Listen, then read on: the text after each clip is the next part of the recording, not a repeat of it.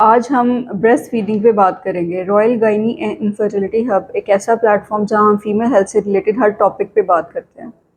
Breast feeding के ना सिर्फ बच्चे को फ़ायदे होते हैं बल्कि इसके बहुत सारे फ़वाइद माँ को भी हैं जो कि हम इग्नोर करते हैं। आजकल ट्रेंड ये आ गया है कि जो न्यूली मॉम्स हैं वो प्रेफर करती हैं बॉटल फीड को ब्रेस्ट फीडिंग के मुकाबले में। उनको मुश्किल लगता है, कुछ हेजिटेट करते हैं, लेकिन इसके माँ और बच्चे दोनों को बहुत सारे फ़वाइद हैं। हमारे इस्लाम में भी ब्रेस्ट फीडिंग पे बहुत ज़्यादा ज़ोर दिया गया है।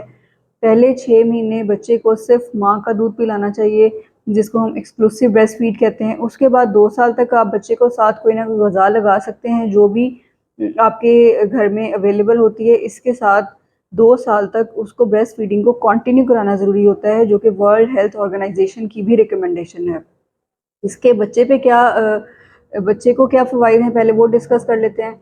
सबसे पहले इसमें बहुत सारे एसेंशियल न्यूट्रिएंट्स होते हैं, जैसे कि प्रोटीन्स, विटामिन्स, मिनरल्स, फैट्स, जो कि बच्चे की ग्रोथ, उसकी डेवलपमेंट, उसके लिए बहुत ज़रूरी होते हैं।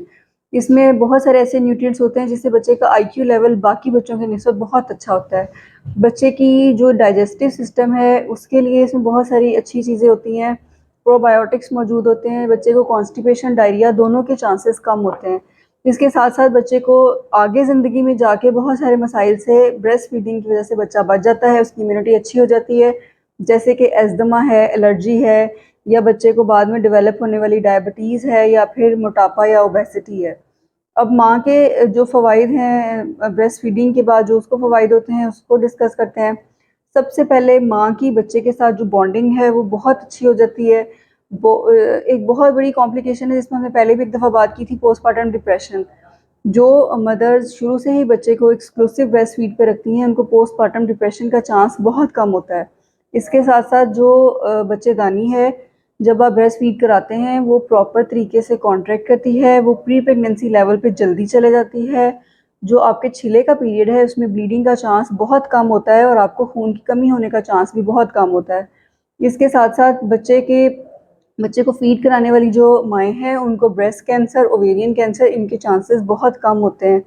इसके साथ-साथ क्योंकि ये चीप है, इज़ीली अवेलेबल है, एक रिक्वायर्ड टेम्परेचर जो बच्चे को चाहिए होता है उस पे होता है, तो इसलिए बहुत सारे इकोनॉमिकल बेनिफिट्स भी इसके साथ देखे जाते हैं। तो इसलिए आपने पहले 6 महीने बच्चे को सिर्फ माँ का दूध पिलाना है, उसको बॉटल फीड पे नहीं लगाना। कोशिश करें कि उसको बॉटल फीड आप साथ शुरू ना कराएँ। जो बच्चे दोनों चीज़ों पे चल रहे होते हैं, mother feed and bottle feed, वो बॉटल फीड उनके लिए क्योंकि आसान होती है, सक करना आसान होता है, उसको प्रेफ़र करते हैं, आहिस्ता-आहिस्ता मदर फीड छोड़ देते हैं। इसलिए जो माएँ चाहती हैं कि वो बच्चे को मदर फीड पे रखें, उनको चाहिए कि वो बॉटल फीड बच्चे को शुरू में बिल्कुल ना दें। एटलीस्ट 6 मंथ्स तक उनको सिर्फ मदर फीड दें, ताकि बच्चे की इम्यूनिटी अच्छी हो, ग्रोथ अच्छी हो, आपकी बच्चे के साथ बॉन्डिंग अच्छी हो और आप बहुत सारी बीमारियों से बच जाएँ।